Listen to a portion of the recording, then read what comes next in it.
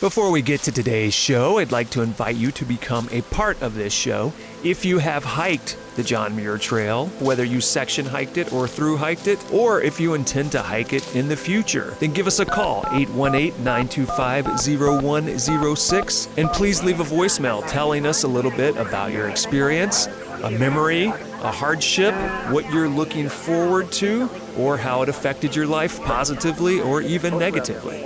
At the end of this season, I am hoping to collect these voice messages and edit them into an episode focused on the John Muir Trail. So if you would like to potentially have your voicemail appear on the show, call us up, 818-925-0106. Leave us your name, whether that is your real name or your trail name, where you are located, and give us your thoughts within 3 minutes about the John Muir Trail.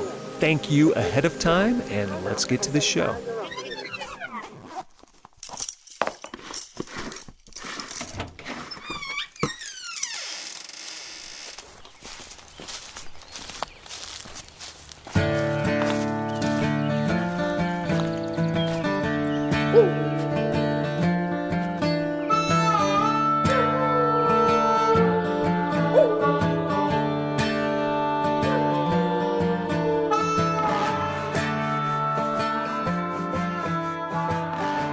Hey everybody, welcome to episode 89 of the Go Get Outside podcast. This is your host, Jason Milligan.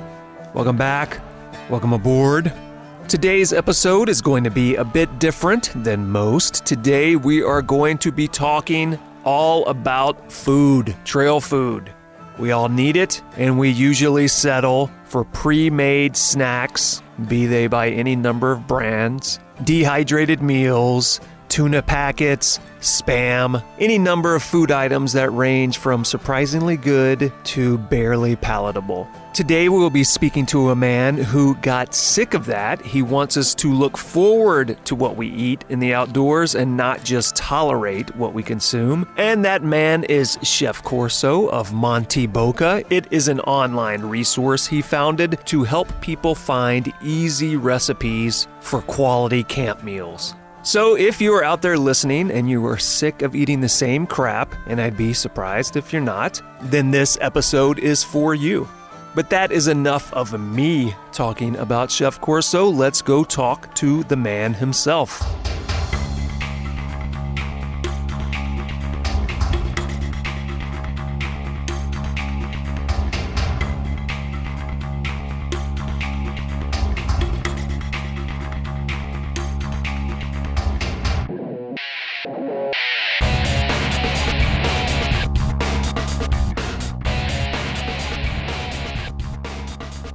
My name is Chef Corso, and I'm a head chef and founder of MONTyBOCA. My goal is for you to get excited about your camp meals and not dread them, and I'm here to guide you through the process. Yeah, so explain to everybody what MONTyBOCA is. So MONTyBOCA is a community I started around recipe creation for eating really well outside, really focusing on fresh ingredients and easy packing. I'm not a huge fan of sitting at your dehydrator for days using prepackaged meals. I want you to go to the store, pack up fresh ingredients, put them in a stuff sack, put them in your bag, and be able to cook up something really, really amazing in 10 to 20 minutes when you're at your destination, because that meal is going to taste so good when you're there. Doesn't matter what you're eating, but imagine if it can taste even better than a packaged meal. So choosing to put a lot of focus on the outdoor community for someone who is a chef is kind of an interesting decision. Clearly, you must have some sort of outdoor past of your own. So let's talk about that a bit. Let's talk about where you grew up, how you grew up, and kind of what brought you this direction to ultimately decide, hey, there's a lot of crappy food to eat outside. We should eat better. Yeah, so I'm from the Pacific Northwest. I grew up in Port Angeles, Washington, at the base of the Olympic National Park. But the funny thing is my family,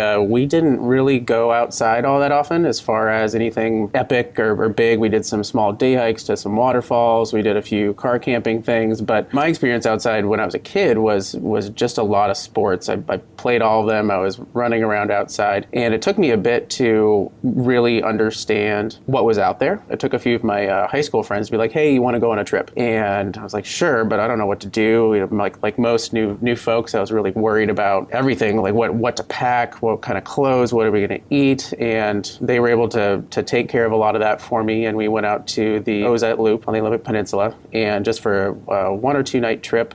And that was my first introduction to being outside, seeing something different than a picnic or a park. And that got me really excited for what could be out there. It still took me a little bit after that to really, really delve into longer trips or going on longer treks with folks. I'm an equal opportunity outdoorsman where I kind of like a little bit of it all. I love getting on my road bike and just going around town. I currently live in Seattle, Washington, so it's great to tool around town. It's a beautiful city to bike in. And also ski, snowshoe, cross-country ski, backpack, kayak, all that kind of stuff. It kind of took me a little bit to figure out what I really, really liked. But for me, backpacking is where I find the most gratification and the most fun.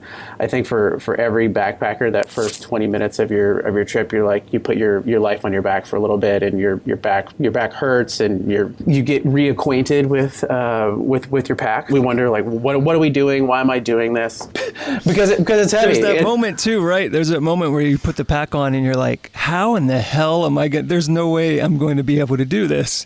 And then a day later, you're just used to it. Yeah, and so I think it's not, unfair for all of us to say, like, oh, we just go do it and we love it. We love every second of it. But there is that first few minutes where you're like, am I really doing this? Am I really going out here for multiple days? And then 30 minutes in, you're fine. Your body's adjusted to it, and you're on your way, and it's a nice experience. As I started going outside more, I realized that the packaged meals were not that great. They definitely do the job. They're really lightweight, but for me, they really don't make my belly feel very good. They do fill it up, but it's pretty high in salt and a lot of preservatives, and it's not the best food. So as a chef, I kind of took it as a challenge to be, hey, can we eat really well outside given the challenges of weight, perishability, number of ingredients, and overall time to be able to make something really, really good. There was one specific trip that I went on with some friends to the Enchantments, Washington. So we were lucky enough to get a permit a few years ago. I planned the whole meal, all of our meals, for 3 nights. Again, I took it as a challenge. Like, can we take fresh ingredients outside, and can we make these meals for multiple people, not just one, outside, and have them be good? And the first few recipes was a tom yum noodle bowl, a pasta recipe with a fresh tomato sauce with some zucchini and some dried salami, and a few other things. And it was really, really exciting because these were really, really easy. They fed everybody. They really fueled what we had already done that day, and it really fueled us the next day. It turned into be a whole nother experience because we go outside to be outside. We go outside to be with our friends and our family, but we're kind of taking out the last piece, which is food. In all of the other parts of our life, we are wondering what we're eating for dinner. What are we eating at our barbecue? And for backpacking, I think a lot of folks are just sort of taking what they can get as far as the packaged meals, or they pride themselves on being a dirtbagger and like, I am just eating jerky for 4 days. And if you want to do that still for 4 or 5 days in a row, like, you can do that. But I'm here to tell you that there's some really great stuff out there that is really not that hard to do, and anybody can do them. Sometimes it really is, what food can I tolerate for like 2 or 3 days, and not what do I want to eat, but what will I just tolerate? What can I force myself to eat that will sustain me until the end? That is definitely how it feels sometimes. Yeah, and I understand that feeling because you are out there, and sometimes it is challenging to plan for your trip, and sometimes the bars and the jerky are just the easy things to pack in your bag, and you're excited for that big cheeseburger or the nacho plate when you're done. I don't want you to have to tolerate what you're eating. I want you to get excited about it, and I want that jambalaya or the wonton noodle bowl to be able to complement that peak that you just bagged. Yeah, so what are some of the approaches you take? Because part of the reason people tolerate not so delicious food or just eat, constant gorp or nuts or whatever is because it's easier to take. They don't have to worry about it spoiling. They don't have to cook it necessarily. So what are some of the approaches you take to kind of solve some of these problems for people? Yeah, so I first start with number of ingredients. So all recipes that we have online currently are 10 ingredients or less. And I include salt, seasonings, and water in that ingredient because sometimes you do have to pack in your water. If you're in a low water situation. So that's where I start. I do utilize some of the quick cook ingredients like instant rice or rice noodles cook up really, really fast. And actually it turns out that a lot of the recipes are turning out to be vegetarian or vegan because none of them utilize raw chicken, raw beef, where we can make a jerky chili really, really quickly. But instead of taking the packaged meal, maybe you take a shallot and a red pepper plus your jerky, your seasonings, and your water, and you actually have a really, really tasty chili really, really fast. Other things to consider, other ingredients that I look to are seasonings, really, really good spice mixes, preferably ones that are low in salt because you can add your own salt. Also, just to think about packing fresh ingredients. So a red pepper will last you for 4 or 5 days. A zucchini packed well, probably not the bottom of your pack, will last for multiple days. I utilize cabbage, bok choy, shallots, garlic, where they pack really, really well. They don't take up pack weight either. All they take is a little bit of chopping at the trail. So I want to hear about the R&D on this because you've got to test these things out personally or have other people help you out in the backcountry or just on trail or somewhere, away from a store. So there have to be times where you tried something and it worked great. And I imagine there have been a couple failures where you realize, okay, yeah, this recipe isn't going to work after all in these conditions. We've had a lot of success with the recipes that we've been testing. And I say we because the MONTyBOCA is a community. We have a community of recipe testers around the world that are taking the recipes that I'm creating. We're sending them off. We're having people test them on their trips and providing feedback. And then we upload them to the community recipe bank for everyone to enjoy. So it's not just myself doing all this work, it's us together. It's been really, really fun to be able to share that with folks because they're part of the process. A few that haven't quite worked is I'm still trying to figure out the best way to mimic baking. And there's a lot of doughs and batters out there. You can do some steaming through some of those for some muffins or a Johnny cake kind of thing. But I'm really trying to figure out how to get that toasty, roasty flavor, baked flavor into some of those baked goods. Try to do a scone bowl one day where I just made the batter and then kind of fried it up in some fat. And it definitely filled my belly, and I made a fresh apple compote to go with it, but it wasn't really that satisfying. And it's one that I definitely need to work on some more. A lot of the recipes are focused on sautéing, using the noodles, rice, quick cook, potatoes, those type of things. So most of these are working out to be pretty easy to execute and pretty tasty. So if somebody's listening and they're thinking, okay, I'm willing to give this a try, and they're not used to trail cooking at all, but maybe they're used to taking a mountain house or something else and boiling some water, and that's kind of the extent of what they do. Yeah, what's a recipe that you would recommend to them, like to try out? Because maybe some people are listening and they're like, yeah, this sounds great, but there's no way this is actually going to work in practice. So what would you recommend to them to prove that they can do this themselves? Well, if they're used to boiling water and they have a camp stove, we also have a whole bunch of recipes that are no burner, where if you're just going out for a day hike or an urban hike and you just want to make something tasty but don't have a burner, or maybe you only have so much fuel or you ran out of fuel. You can still eat well with no gas. But I would suggest starting with the soup. If you're used to boiling water, you can sauté a few things, add some water, and boil it up. We've got a tom yum noodle bowl, a sweet and spicy Asian noodles with sesame snap peas. I would also suggest something with instant rice. So mango fried rice is a really, really good option. Cooks up in probably around 10 minutes. And all you need is your instant rice, a mango, soy sauce, and some other Asian ingredients. And you've got something really tasty really fast. Yeah, what are some of the changes you've noticed personally and in other people have started to kind of bring fresh ingredients out on the trail and try these recipes? People are opening their minds to packing a green onion, packing a bell pepper, packing a zucchini. Some people have never thought about doing that because they thought it would go bad. One secret ingredient that I can give everybody that's listening right now is to be able to pack, even if you are going to stick with your mountain house or your packaged meal, is acid. So pack a lime, pack a lemon, pack a little vial of apple cider vinegar, rice vinegar, because that acid will help freshen up your meal and give you that nice little kick a lot of meals are missing. Yeah, so one of the things I mentioned to you right before we started this is that I'm going to be doing the John Muir Trail, so I'll be hiking for 3 or 4 weeks resupplying roughly every 7 days. What are some tips you could give me on ways I can try to incorporate some fresh ingredients and things into my hike that doesn't add too much weight and that I don't have to worry about spoilage? That's a good question. I'm planning for my own trip right now, doing a solo trip through the Olympic National Park next week, really thinking about how to utilize ingredients for multiple days. It's only me carrying things. So the great part about going with 2 to 4 people is you can share the load. But if it's just one person, the ingredients and recipes that I'm really liking right now is polenta or cornmeal or quick cook grits. That's really, really light, really, really filling. And you can easily add some cheese, add some pre-cooked bacon, add some powdered eggs. Got a great recipe for a cheesy bacon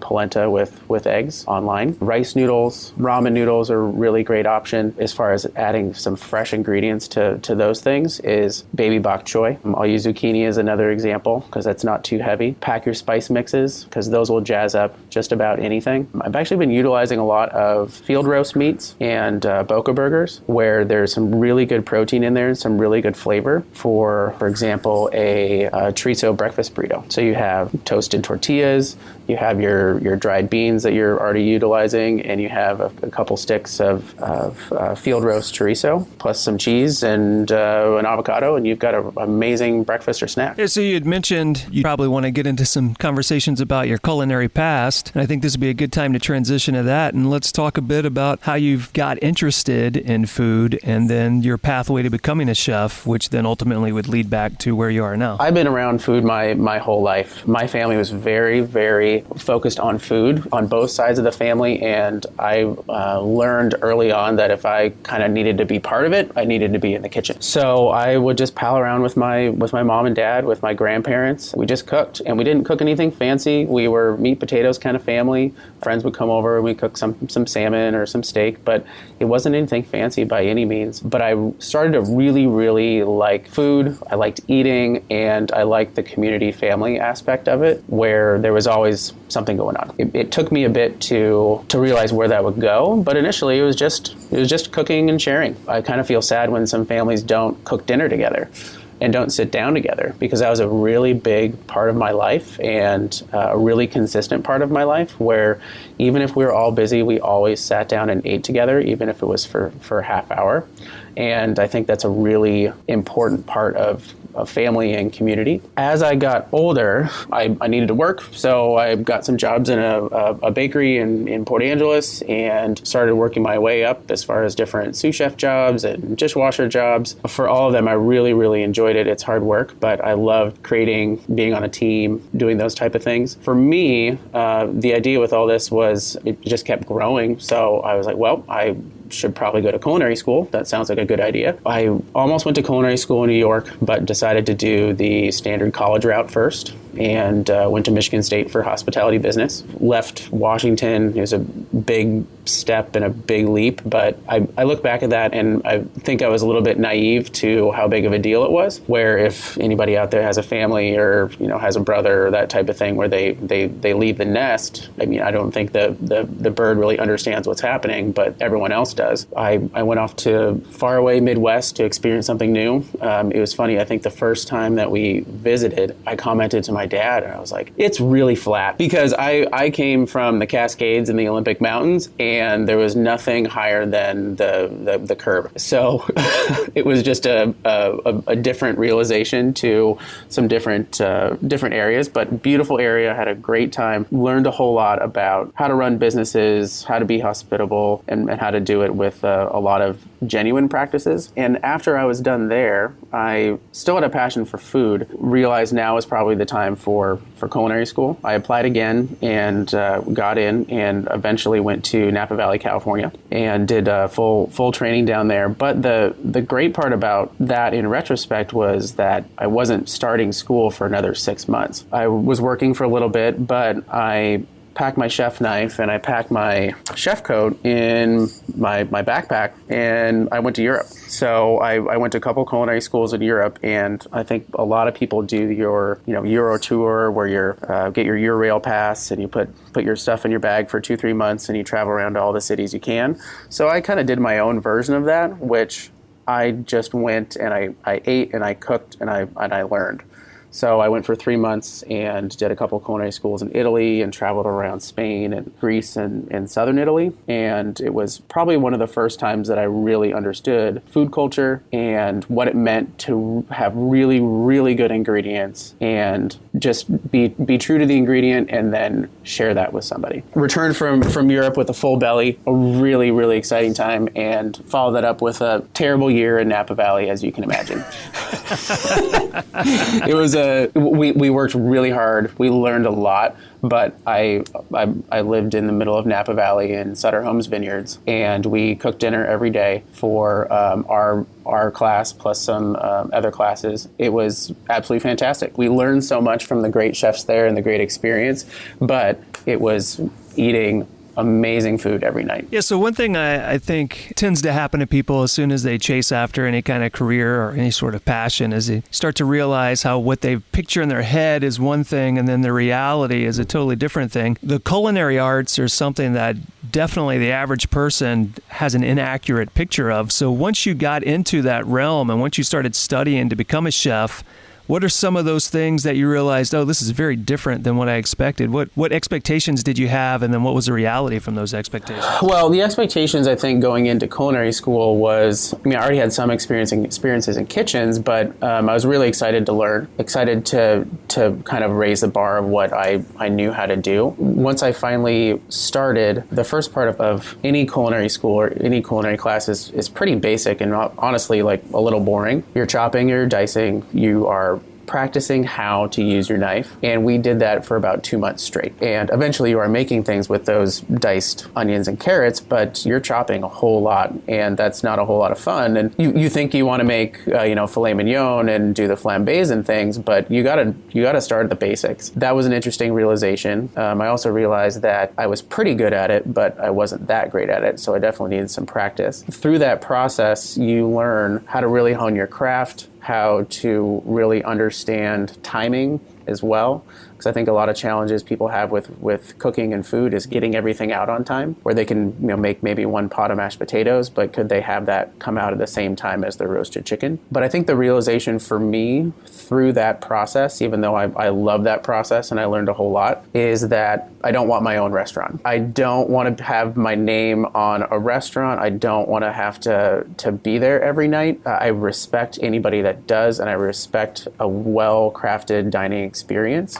But for me, that was not my true passion. My passion is food. I like food in general. So I really listened to that at the end of school to be like, okay, well, how can I still be in the food industry but not have my own place? Because that's pretty much the standard thing. It's like, oh, you're going to be a chef. Oh, you're going to, make cookbooks and then, have 3 restaurants in your city and you want your name on everything. And for me, that was not my great grand desire. So I think if you ask the average person, what is a chef? They say like, oh, it's a person that's really good at cooking. But I'm sure that wouldn't be your definition of what a chef is. So what do you think makes a person a chef? Well, you definitely need to know how to cook. But I think being a chef is understanding the ingredients and then understanding what you would like to achieve out of those. Often ask folks if like, okay, so what are we making today?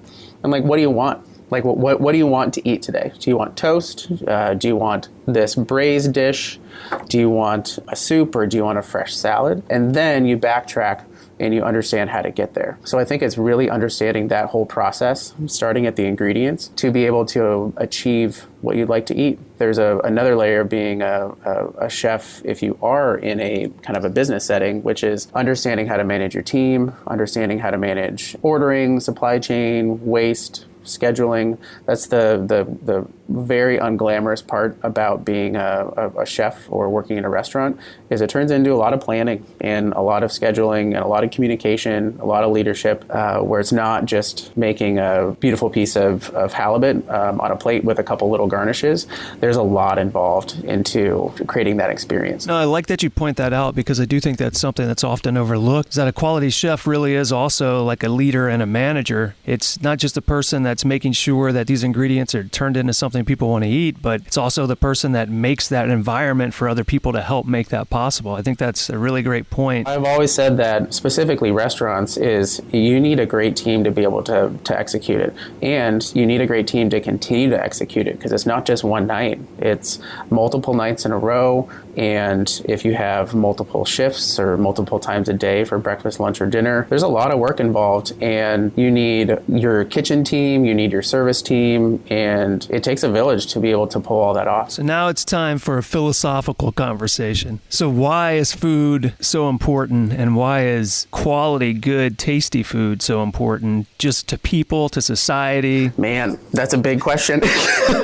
Yeah. If you want to go back to cavemen sitting around a campfire, we can start there as well. Yeah, that's a big question, and it's gotta. I mean, I don't have the full answer here, but it's gotta go back to being primal, and we need sustenance to be able to survive. And somewhere along the line, we figured out that this grass tasted better than this fern, and so we gravitated towards that. There's a lot of writings and research about when we figured out how to use fire and how that changed us as people for both sustenance, where we could eat more things. We could break down the starches in potatoes. We could break down some of the fibers in protein. But it also, I can only imagine what they were thinking when they finally were able to sear a piece of meat, because that flavor that's generated when you are able to sear or roast something is so different and so satisfying for our taste buds than what they probably had previously. There's another part of that whole story where that when we finally figured out how to use fire, that also changed a little bit of our relationships with the tribe and the relationships with males and females of who did what and who was able to help in partnerships. And it is really interesting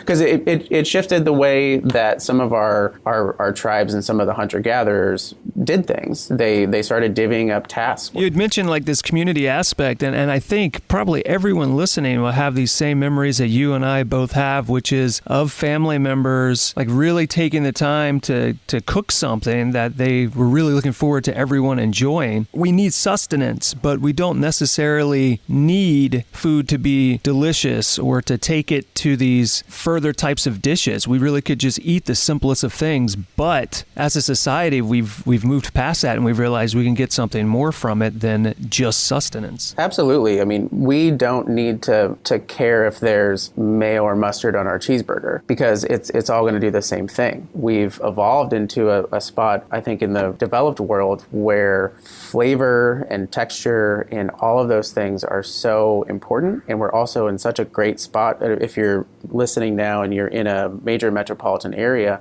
but you have multiple different styles of food at your sometimes just click or tap on your phone to be able to deliver to you. In previous generations, maybe there was only the American style food and the regional food and maybe a Chinese restaurant or maybe a pizza place. But now we have so much delicious choice out there for what to eat for dinner tonight. It's amazing. And that's part of the challenge when you're out on the trail as well, which is, okay, well, I don't want to eat chili every night. Okay, well, how can I change it up to keep my palate interested? I mean, when people get together for barbecues or any sort of event, usually food is very much a big part of that. And the quality of that food definitely changes the atmosphere. If people are having something they really enjoy, suddenly that becomes a topic of conversation. Everyone gets in a better mood. And you've tried to introduce that into the outdoors by bringing, quality ingredients and quality recipes out on backpacking trips, hiking trips. Are you noticing when you go out with people who are just used to eating, trail mix or whatever, and you sit down and you prep a meal for everybody, do you notice a big change in the camaraderie or just in the atmosphere? Yeah, and I think that if you are going on a longer trip or even just a one night or a day hike, you're most likely going to have a good time with your friends. If you have a deli sandwich or if you have a simple meal, it's going to be good. But what I've noticed with experiencing it with the crews that we've gone out is the first reaction is like, wow, we're really going to eat that? And I'm like, yes, we are. And then they think, oh, it's going to take a long time. And then they think, oh, it's going to be really hard to prepare. The whole thing with this is usually to cook with them and to walk them through and guide them through the process for the first few times. But when they see that they can make something in less than 30 minutes, it is a very eye-opening experience for them and the crew. And then it just turns to, well, where are we? Are we by an alpine lake? What's in our bowl and what are we eating? It's turning out to be a very satisfying experience for folks, but one that they think is really, really far away. But it really only takes a little bit of planning and a little bit of shifting into what ingredients to pack and how to do it in order to get that really amazing experience. And like what I've been telling folks when we're out there is we're trying to really connect people, because we go outside to connect with nature, we go outside to connect with our friends or family, but I really want to put that extra piece in there, which is the food. Any food will help fuel you, but a better, tastier recipe will help complement all three of those and really create a lasting experience. Because then you'd be like, hey, oh, we went to the Enchantments last year. Oh, it was so great. And oh, we hiked 12 miles that day and it was really hard. But oh, remember when we had that chili lime popcorn? Oh, that was so good. Or remember when we had that wonton bowl? Oh man, that was so yummy. There is this funny thing where a lot of like dehydrated meals taste great in the moment when you've hiked 20 miles or 15 miles or whatever. But if you were to eat them at your house, you would think they were terrible. It's interesting that you've shifted it so it's like, oh, eat something that would be great at home and outside, which means it probably tastes twice as good outside as it would back at home. Absolutely. You've kind of had this realization that, you wanted to take food into the outdoors and have meals that are kind of better than what's readily available. And, you could share that with your friends and you could do that for yourself. What made you decide, let me turn this into a bigger thing and share it with a larger community than just my immediate friends and family? As I started talking to folks outside the friend and family group, any outdoor user is saying the same thing where these packaged meals don't taste good and I don't know what to do. So I put folks into kind of two camps, which is the green hiker and the seasoned hiker. And the seasoned hiker is very, very experienced. They have all the gear. They have multiple camp stoves. They're very used to eating outside. But they are either eating packaged meals or they have their 2 or 3 go-to recipes, whether that's a packaged chili, packaged macaroni, something, a Knorr packet, something like that, and they have their 1 or 2 things that they like to jazz up, but they're kind of limiting any other thought about what you possibly could eat. For a green hiker is they just bought their first tent and they maybe have just been doing day hiking but really excited about going out for a longer trek, and they don't know what to do. And so they go to an outdoor store and they peruse the food section and they like, well, everyone else is doing these packaged meals, like I might as well just do that. They don't know that there are other options out there.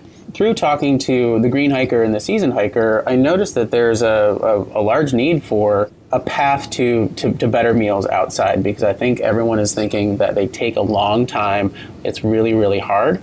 And I've been testing it for the last few years and now have recipe testers around the world doing some of the testing, and it's really not that hard. And the experience you get when you are able to pack in and cook these things is so amazing and really, really complements your experience that I want to share that with folks, because you're already having a good time, but you could be having a better time. Yeah, so let's talk about that decision to create MONTyBOCA and how you would define that for people and how they can interact with it. So there are a lot of other resources out there for camp cooking, Dutch oven cooking, that type of thing.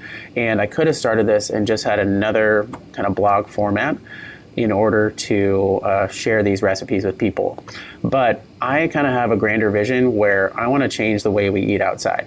I want to change the way we eat and experience being outside, whether you're at a city park, you're at an alpine peak, or you're at a lake somewhere. I really like the community aspect of it all, where we're doing it together. It's not just me going out by myself and testing recipes and sharing with you and putting it on a website. I want you to come along. Take these recipes, go out and share with your friends and be a part of it, because we're all outside doing this together. And it's more fun when there's somebody there. I think for both you and I, it'll be really interesting for our solo hikes coming up is how does that experience shift from being with your companion or your partner? So MONTyBOCA is primarily a website at this point, right? It's MONTyBOCA.com. If people go to that website, what will they find there and what can they do? MONTyBOCA website is searchable recipe bank.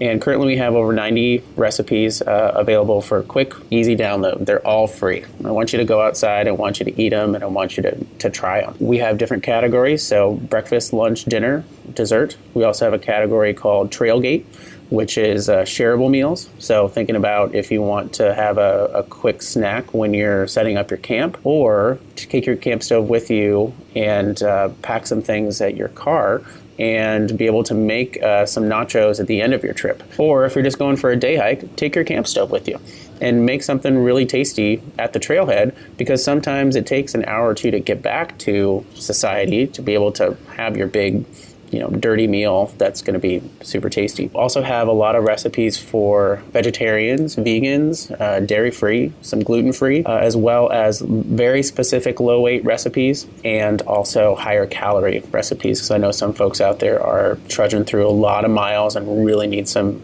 good calories. We also started a YouTube channel, so we're working on some how-tos of how to set up your outdoor camp station, how to make some of these really fast, easy recipes. And you'll find other recipes that were tested by other recipe testers.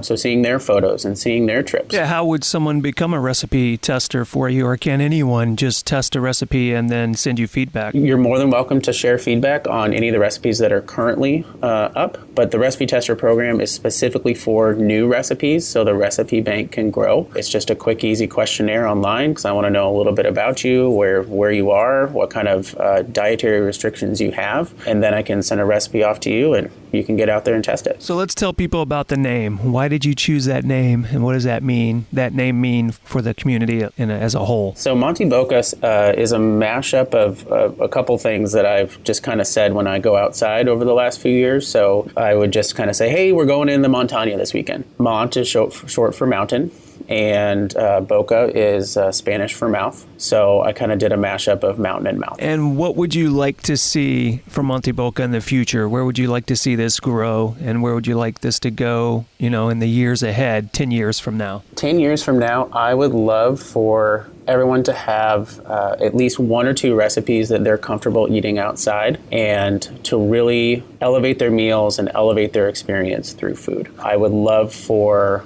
people to have a camp stove that they use more than just camping, for going on a picnic, using that for a quick fondue at the park, to be able to really cook anywhere. If you have a camp stove, or even if you don't, but you can cook amazing meals anywhere. One of the things you mentioned earlier when we were talking about your culinary career is you were saying how you kind of came to the realization that you did not want to become a chef that then opens and manages restaurants, but you've started a website where it's almost like instead of a restaurant, you've decided to take all of that to the outdoors, and it's as if the outdoors at large has become like your restaurant chain in a sense.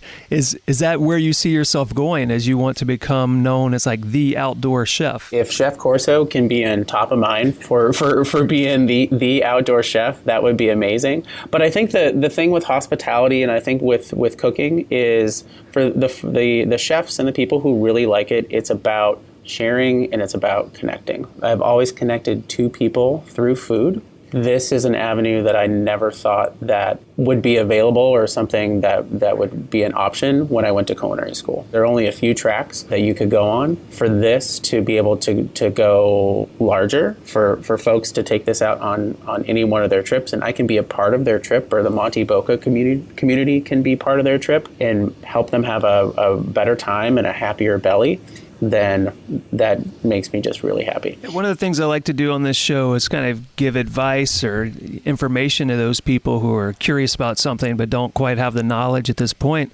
So I'm sure someone out there listening is interested in a culinary career or becoming a chef or just something in the food arts. What is your advice to, say, a younger person listening who wants to follow that path? I think the first step and the first answer to that is go work in a restaurant, and preferably 2 or 3 restaurants, because each one is different. Each chef is going to have a different structure and a different style. Go try it and see if you really like it. If you do, then culinary school can be one avenue, but it's not the only avenue. I think you can get a lot of the same culinary experience through different restaurants, different chefs, and different positions in business or in other restaurants. So I think culinary school there's still a place for culinary school, but it's not the first option that I think you should just go jump at. And before we go ahead and wrap up the show, I'd like you to be able to tell everybody where they can find your stuff, your work, or keep up with you via the internet or elsewhere. So let us know where people should go to keep up with MONTyBOCA and you as well. Yeah, so website is www.montyboca.com. Instagram is @MONTyBOCA. YouTube is Chef Corso. We do have a full Pinterest page if you're into pinning. And the last thing I always like to do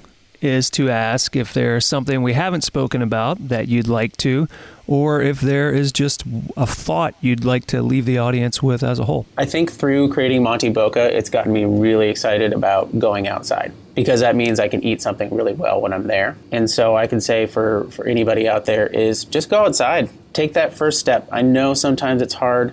I know it's hard to plan for your trip sometimes, but if you put something on the calendar, it's a lot easier to do it. If you take that first step outside just to go or get in your car and drive somewhere, that is a huge part of the battle. But then the other part of it is I want you to get excited about eating outside. I want you to eat really, really well, and I want to help you do that. Well, thanks a bunch for talking to me over the phone today and sharing this with everybody, and best of luck with everything. Thank you. Thanks for having me on.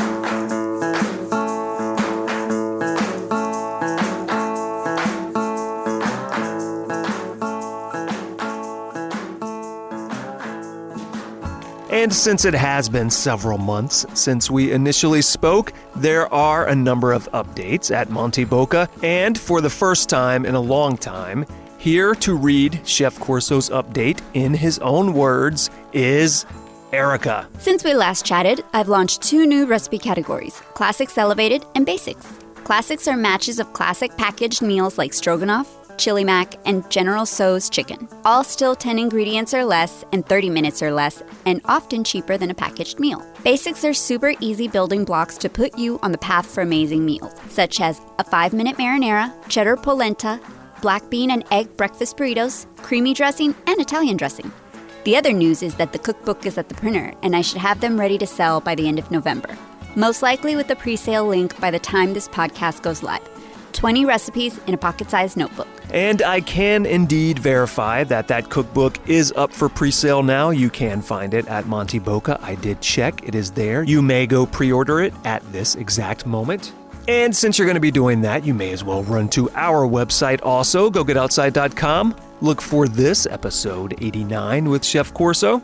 And there you will find numerous photos of him and others enjoying his meals, along with links to everything we talked about in today's show. And while you're on the internet checking that out, pre-ordering that book, why don't you go ahead and drop us a line here at the show? There are numerous ways you can do this. You can send us an email, go@butcherbirdstudios.com, or perhaps you'd rather leave us a voicemail or send us a text. You can do that at 818-925-0106.